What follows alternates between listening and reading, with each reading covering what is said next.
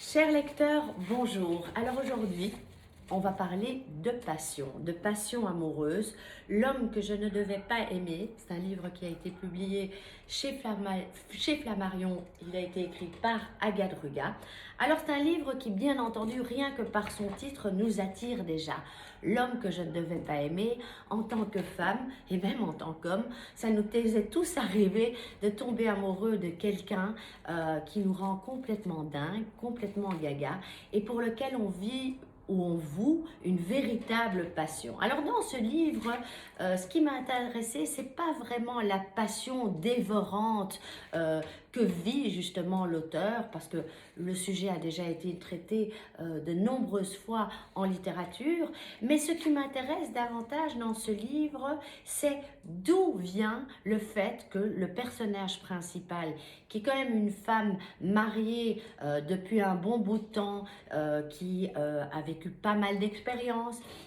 eh bien une femme plus âgée qui tombe en émoi,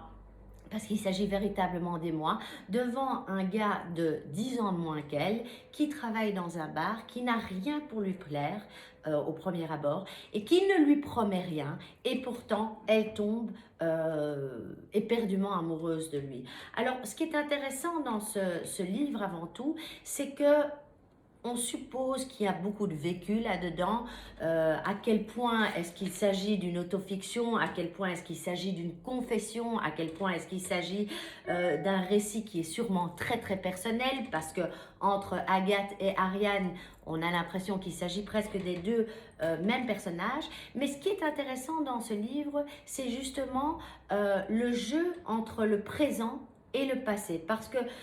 l'auteur aborde le présent en parlant justement, enfin le personnage principal parle justement de ce qui lui tombe dessus, mais en même temps, par son passé, on comprend très très vite pourquoi elle ne peut pas échapper à ce genre de passion, parce que finalement, quand on lit son passé, quand on comprend son passé, on comprend très très vite qu'il était presque impossible pour cette fille, Ariane à l'occurrence, d'échapper à cette histoire. Alors comme je le dis, il s'agit d'une histoire d'obsession contrariée et de réminiscence du passé. Alors Ariane, elle a tout pour être heureuse, elle est en couple, elle a une belle carrière, elle a une belle maison, elle a des beaux enfants, même si pour moi, son couple n'est pas aussi, je dirais, stable que ce qu'elle veut donner, ou l'impression que, je dirais, ses amis ont d'elle, parce qu'elle a quand même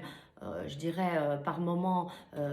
bouffer de la vache enragée avec son mari qui pendant tout un moment n'a pas voulu d'elle. Alors assurément c'est un roman très très personnel, parce qu'on sent qu'il y a beaucoup de l'écrivain dans Ariane, et donc Ariane a épousé ce jeune homme, ce bel homme, qui, elle était déjà mariée, elle avait déjà eu un enfant, et puis donc cet homme lui a donné, ce nouveau mari lui a donné deux nouveaux enfants, et donc elle en a trois, mais elle n'a jamais vraiment vibré sous les mains de son mari. Et puis un jour arrive le jour fatalement où elle va croiser le regard d'un homme qu'elle ne doit pas aimer, et elle va réaliser finalement que l'existence de rêve que ses amis lui envient est finalement quelque chose qui peut s'effondrer du jour au lendemain comme un fragile château de cartes. Et ce qui est fantastique, c'est qu'elle tombe amoureuse d'un simple regard, et elle va très très vite se rendre compte, que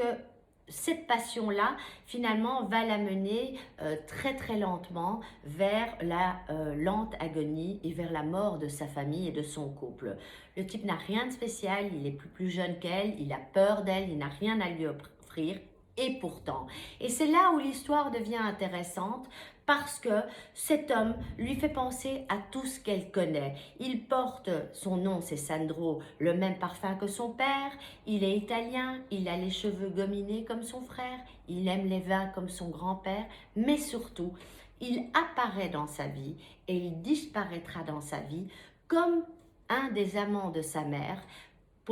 Lolo, un homme qui a subjugué en tant que beau-père la petite fille qu'Ariane était à ce moment-là. Et je dirais que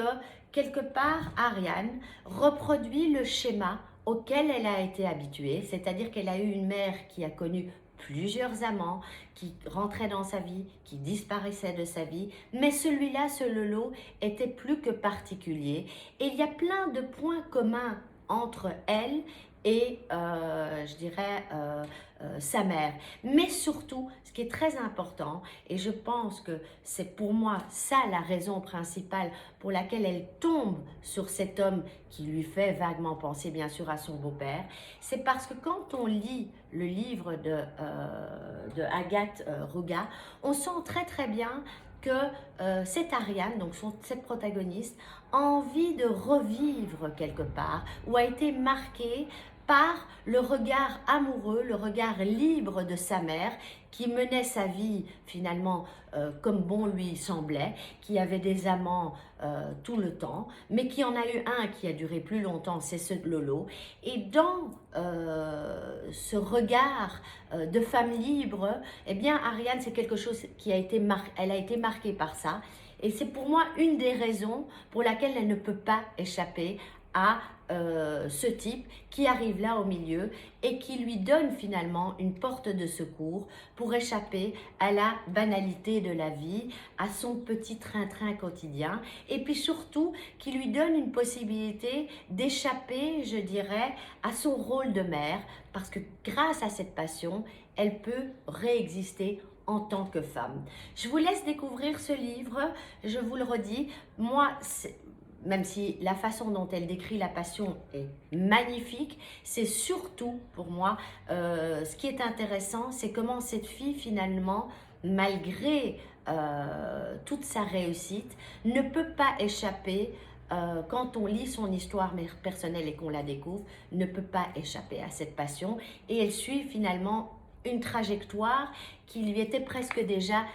destinée à l'avance. Je vous laisse profiter de ce roman, je vous laisse profiter aussi du beau temps et on se retrouve la semaine prochaine pour d'autres livres. L'émission, bien entendu, Source Roman sera présentée ce soir sur lesmotsdanouk.com et sur Radio, sur Radio Judaïka 90.2 FM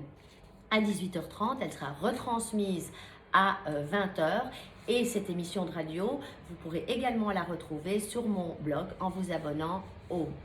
site www.lesmotsdanouk.com. À très bientôt.